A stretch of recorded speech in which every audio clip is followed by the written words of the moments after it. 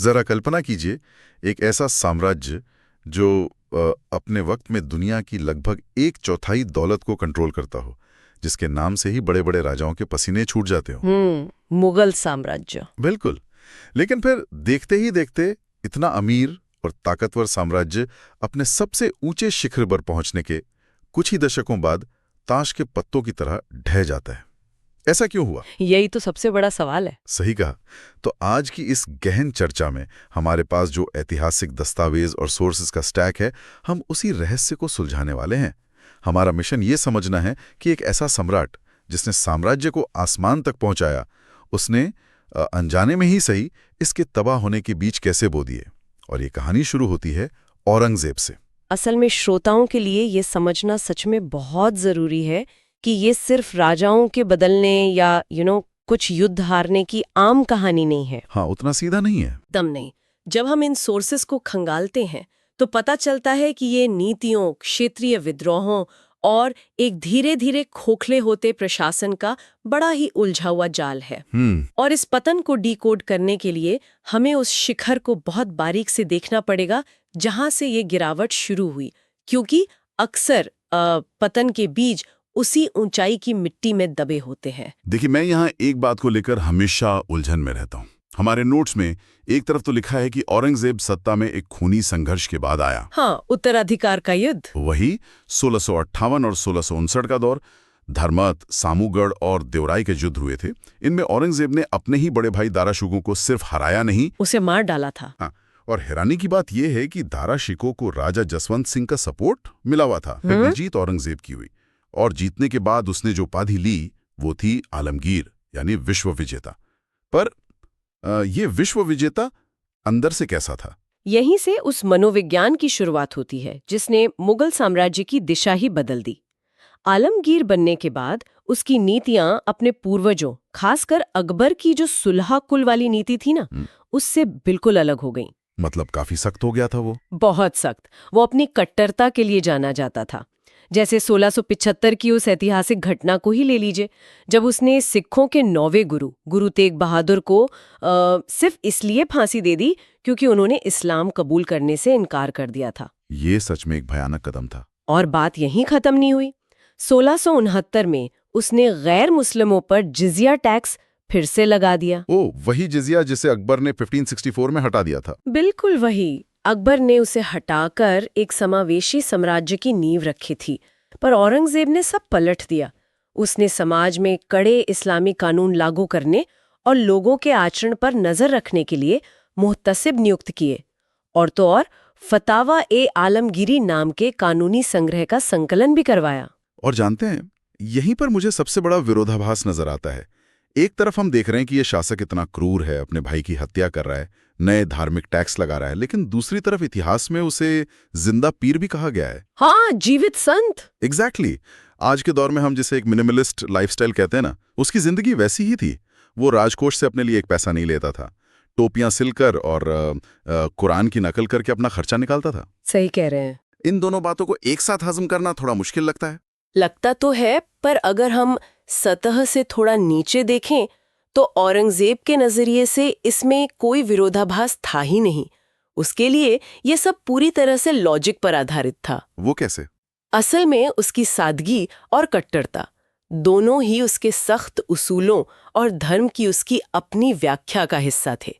वो अपनी निजी जिंदगी में जितना कठोर अनुशासन चाहता था, उतना ही अनुशासन वो पूरे साम्राज्य पर भी थोपना चाहता था। अच्छा, मतलब उसके हिसाब से वो क्रूर नहीं, बस अनुशासित था। हाँ, उसके लिए ये ईश्वर के नियमों का सख्ती से पालन था।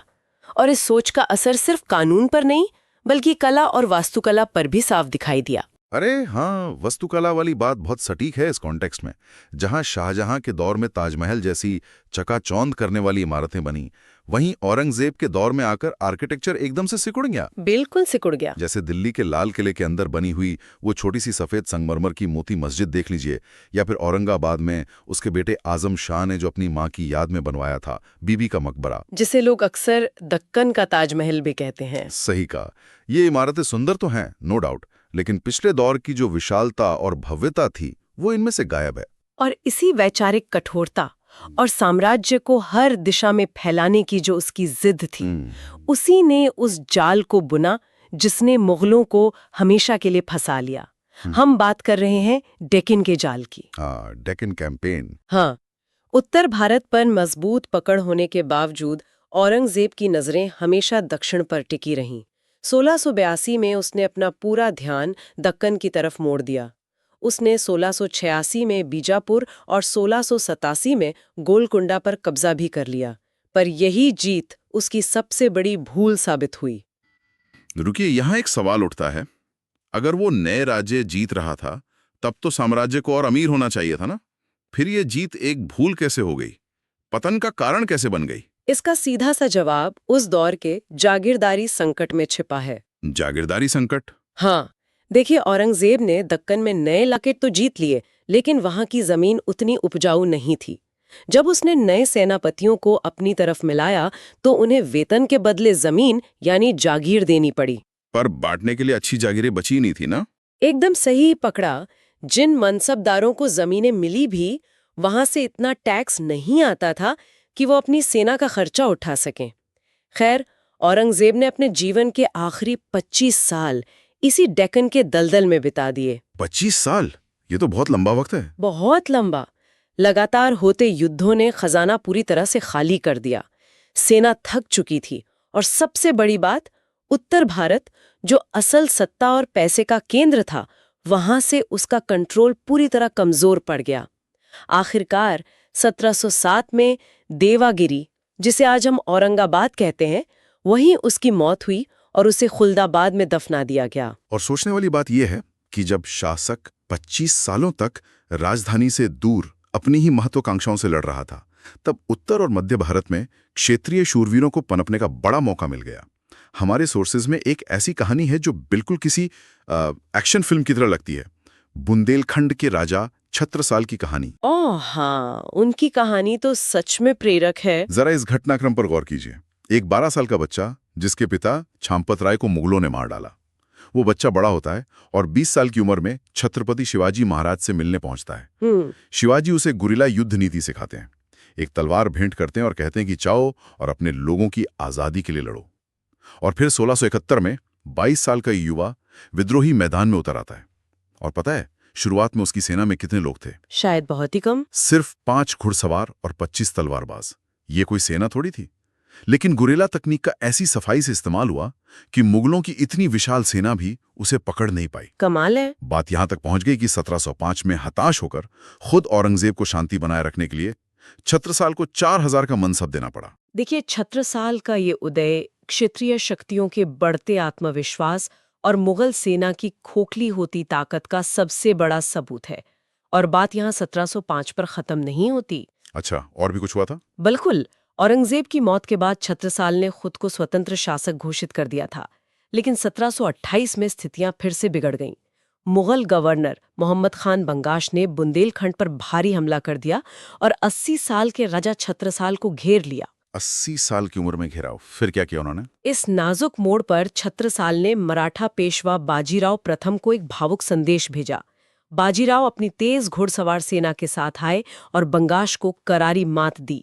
इसके बदले में राजा छत्रसाल ने अपने साम्राज्य का 1/3 हिस्सा, जिसमें झांसी, सागर और कल्पी आते थे, और अपनी बेटे मस्तानी बाजीराव को सौंप दी। क्या बात है! ये गठजोड़ साफ दिखाता है कि मुगलों के खिलाफ अब क्षेत्रीय शक्तियां एक दूसरे का कैसा साथ निभा रही थीं।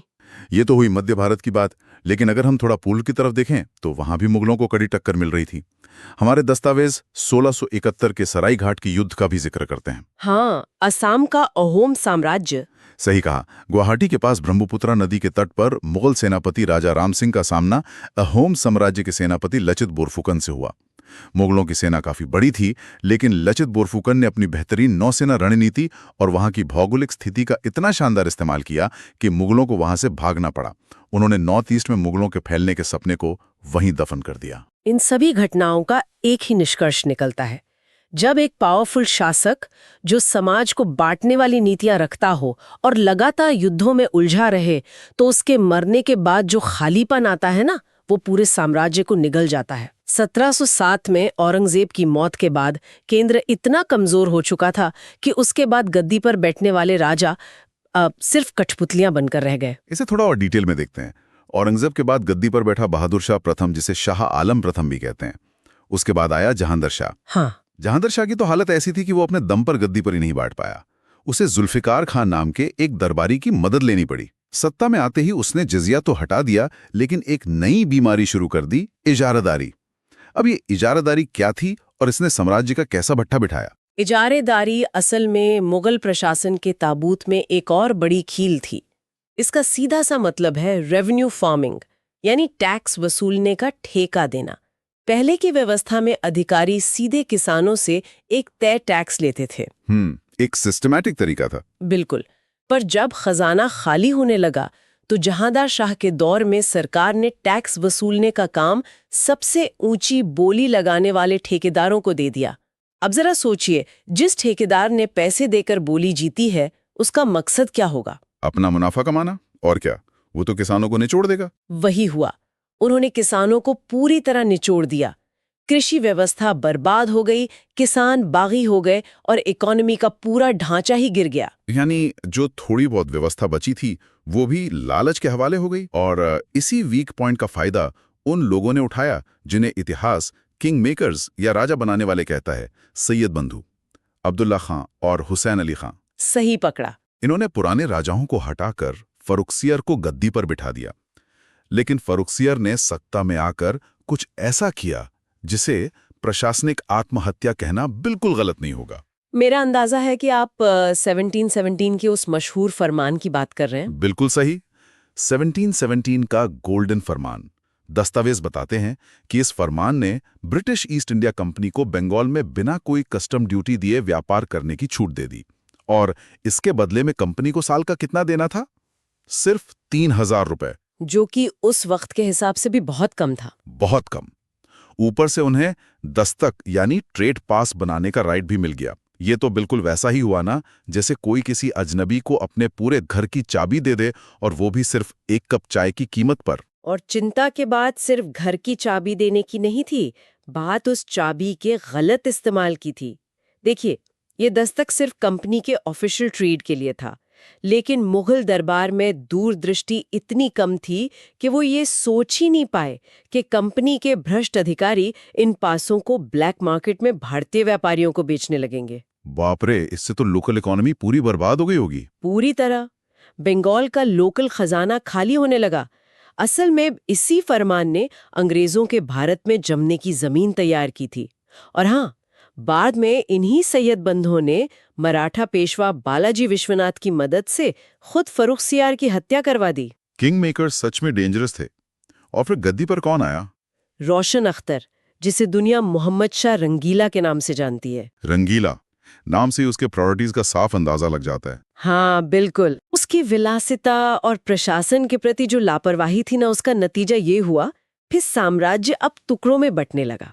जो मुगल गवर्नर कल तक सूबेदार थे, उन्होंने खुद को आज़ाद घोषित कर दिया। जैसे निजामुल मुल्क ने दक्षिण में हैदराबाद बसा लिया और सादत खान ने अवध को एक आज़ाद राज्य बना लिया।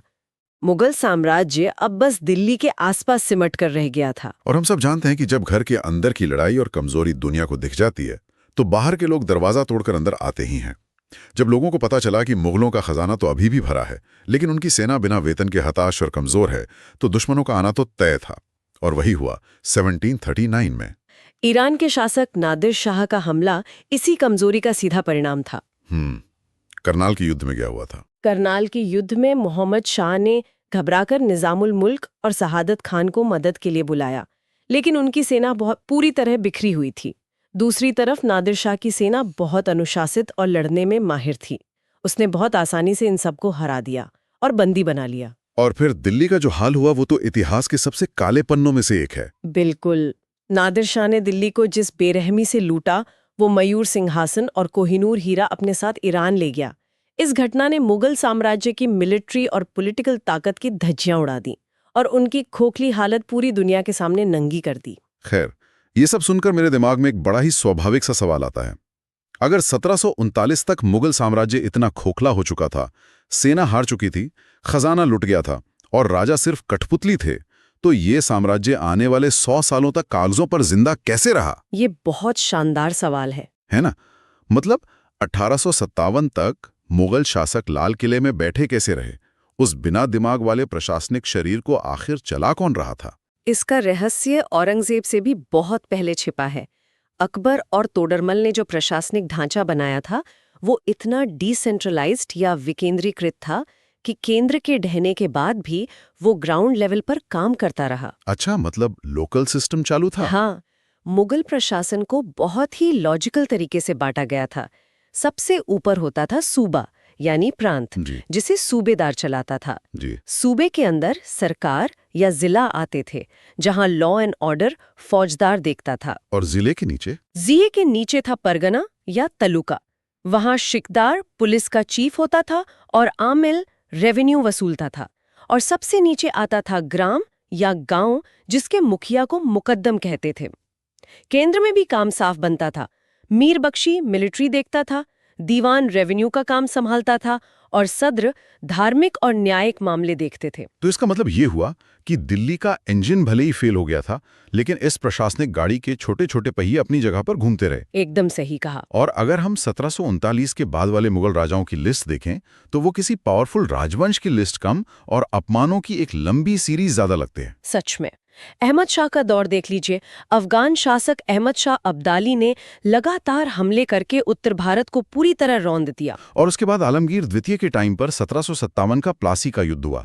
अंग्रेजों ने बंगाल पर कब्जा कर लिया और मुगल सम्राट चुपचाप देखते रहे। और शाह आलम द्वितीय का दौर तो और भी दयनीय था। उसे तो उसके ही एक बागी दरबारी ने अंधा कर दिया था।